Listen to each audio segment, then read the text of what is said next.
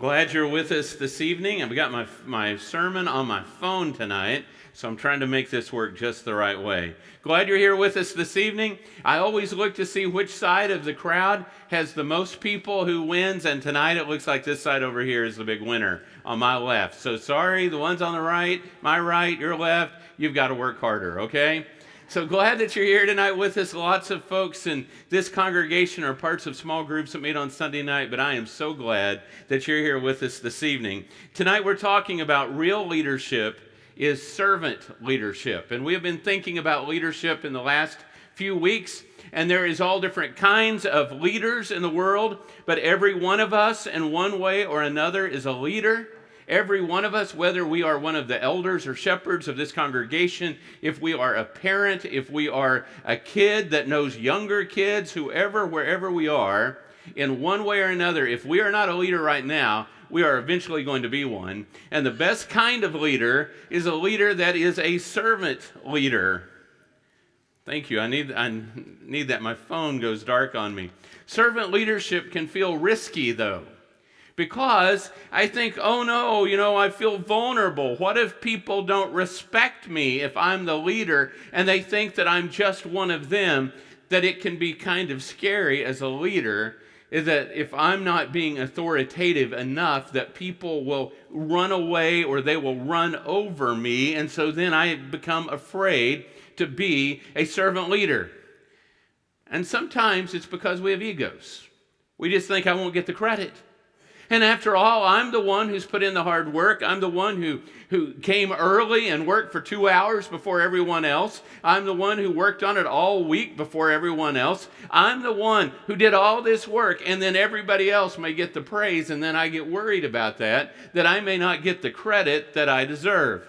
Now, whatever position you're in, whether you are a minister, a teacher, a shepherd, wherever you are, if you are a PTA president or just hosting a party, whatever it is, we all worry about these things sometimes, or at least some people do worry about not getting the credit. One of those people who has written a wonderful book on this subject is a man by the name of Robert Greenleaf, and this is the title of his book. Servant leadership. I want to read this quote to you. The goal of many leaders is to get people to think more highly of the leader. But the goal of a great leader is to help people think more highly of themselves. When I was somewhere along the way in graduate school, I had to read that book. And I remember we had to write a review of the book. And what I remember doing is writing a terrible review of the book that I didn't like it at all. Now I realize the problem was with me, not with the book. A great leader is one that helps people think more highly of themselves. A great leader may even be standing in the back and people not realize that they're the leader until they get to talking and finding out. I want to take us tonight to the Bible, though, to Mark chapter 10, verses 35 through 38. If you were in my Wednesday night class, we studied or talked about some of this, and it put me in kind of a funny place to have a passage for Wednesday night class and for Sunday night at the same time. So I couldn't say too much then, and now I feel a little bit worried I'm going to say too much tonight. Here is the scenario. James and John, the sons of Zebedee, approached Jesus and said, "Teacher, we want you to do whatever we ask you." Is that not a funny line already? Is this not what every kid would ask, right? And we would ask too if we thought someone would really give us everything we want. So James and John, we want you to give us everything that we want. And I can imagine Jesus smiling as he is answering, "Well, what is it you want me to do for you?" They answered him, "Allow us to sit at your right and at your left in your glory," meaning we will be the power team together, that you'll be important, but we're on the right and then on the left. And Jesus said to them, "You don't know what you're asking. Are you able to drink the cup that I drink, or to be baptized with the baptism that I'm baptized with?" Now, I want to stop there for just a minute. Understand what they said. We want you to give us whatever we ask. We want to be on your right side and on your left side. We want to be the ones, maybe we protect you and we're going to be important in your kingdom. Everybody's going to look at us because they will see us when they're looking at you, and we'll be really important. Jesus says, you don't know what you're asking for. Oh, I can imagine him saying, oh, yes, we do know. Have you ever not realized what you were asking for? Have you ever asked for something and then when you got it, you thought, why in the world did I ask for this? Maybe it was responsibility at work. Maybe it was something in with a friendship or whatever it may be that you did not know. Whenever we go to Barbara's parents' house, or traditionally the way it always was, and still is sometimes, is that Barbara and her mother will spend an inordinate amount of time in the kitchen cooking. And you can always hear stirring, and you can hear the blenders, and you can hear all this sound going on. And you can also probably not be surprised that I'm always interested to know what is happening in there. And one day, I'm in the living room, and I'm wondering, and I've asked a couple of times, what are you making? And Barbara comes out with this big spoon, and she said, would you like some vanilla pudding? And I said, oh, yes, that's what I want. And so I put it in my mouth. It was mayonnaise. I did not know what I was asking for, and now I am afraid every time she offers me something. Sometimes we ask for things or want something that really would be hazardous. Maybe we wouldn't like it, but maybe it would even kill us, and we don't realize it. So James and John, here they are. Hey, we want to be at the top. We want to be right next to you, Jesus, in your glory. We want to be there. He says, oh, you don't know what you're asking for. And then he moves on with this next part of the passage. And he says in Mark chapter 10, verses 38 through 41, he said to them, you don't know what you're asking. Are you able to drink the cup I drink, or to be baptized with the baptism I'm baptized with? We are able, they said. He's saying to them, do you really think you can do that? They're thinking, a cup? Well, I could do a cup, baptism, I could do that. Well, Jesus said to them, you will drink the cup I drink, and you will be baptized with the baptism I'm baptized with. But to sit at my right or my left is not mine to give. Instead, it is for those to whom it has been prepared. And when the 10 disciples heard this, they began to be indignant with James and John. So Jesus goes on in verses 42 through 45, and it says that Jesus called him over. I'm sorry, I'm skipping ahead here. And that's right, sorry. I'm the one who's wrong here. Okay, do you want to know what's wrong with me tonight? Anybody want to know? You're saying, oh yeah, there are a lot of things wrong. I'm not going to be here much this week. I am so far ahead. I have written sermons for next week. And when I walked out of my house tonight, I pulled out next Sunday night's sermon. And then I went, oh no, they have a copy right now. Just live from New York, or Jared is rushing with a copy to me. Thank you. Thanks. And all this will be edited out, I'm sure. All right. So they unknowingly ask for the cup of baptism, the cup and baptism of suffering. They're saying, we want to die. They don't realize that's what they're saying. But that's really what they're asking when they say, oh yeah, we can do that. Well, they would not get the seats that they wanted, but they would get the suffering. And really, for all of us that are Christians, we will get the suffering also. We don't need the seats right next to Jesus. We just need to be in the same place as Jesus. And so we will be with him forever. But there is a chance that we will suffer, maybe not as much as James and John suffered from what we believe of how difficult their lives would have been.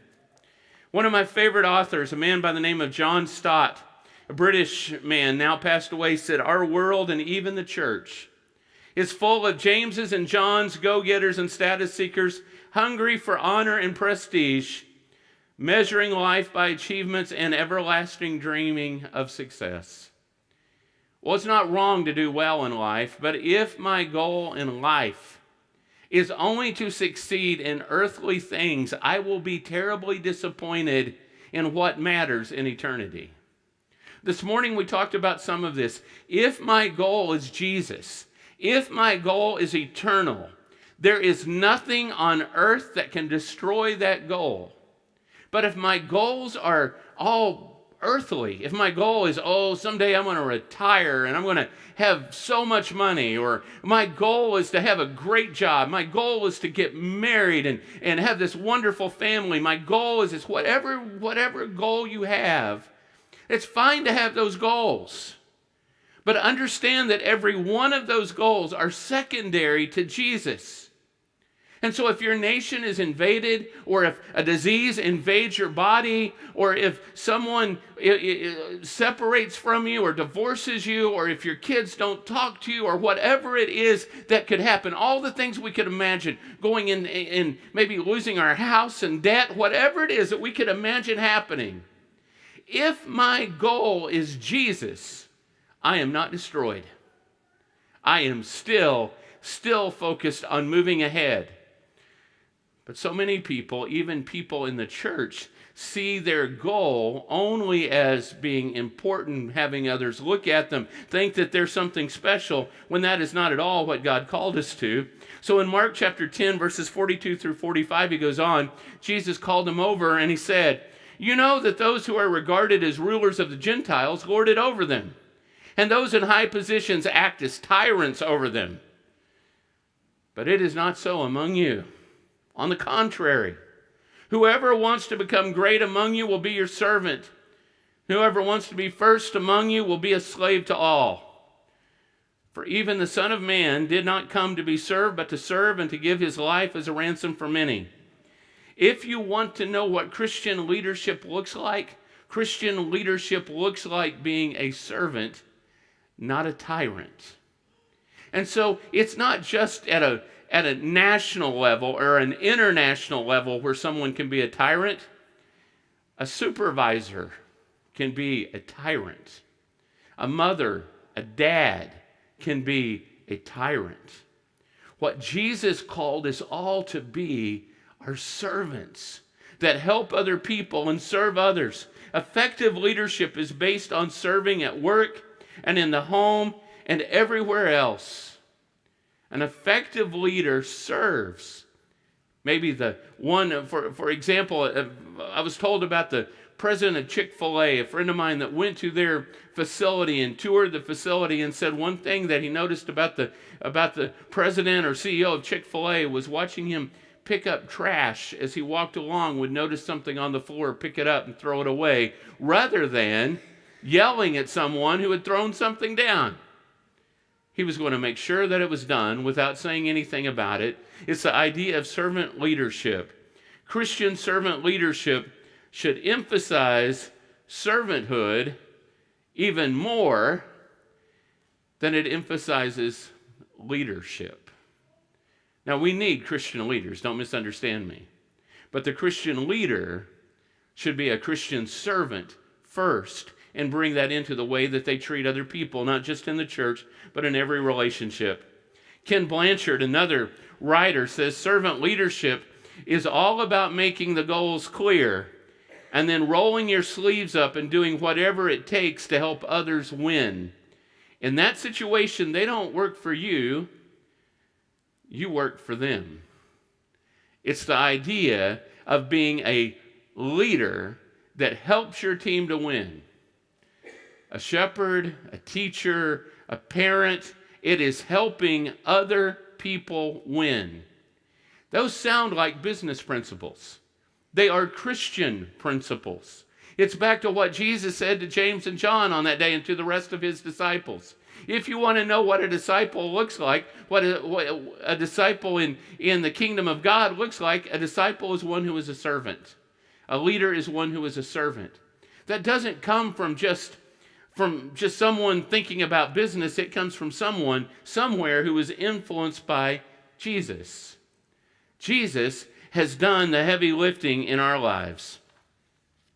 He's done that heavy lifting so that we're fine. That's how we follow Jesus. Our leader came to serve. And the goal for us is to love like him, to lead like him, and to live like him. Hey, I think I've heard this somewhere before. It's our theme this year, right? It's our mission to love like Jesus, to live like Jesus, and to lead, our big word tonight, like Jesus. If I were to lead like Jesus, then I will be a servant, not expecting others to wait on me, although they may, but instead waiting on others and serving them. Another quote by Robert Greenleaf here, he says, "Servant leadership is easy for people with high self-esteem. Such people have no problem giving credit to others. They have no problem listening to other people's ideas. They have no problem building others up.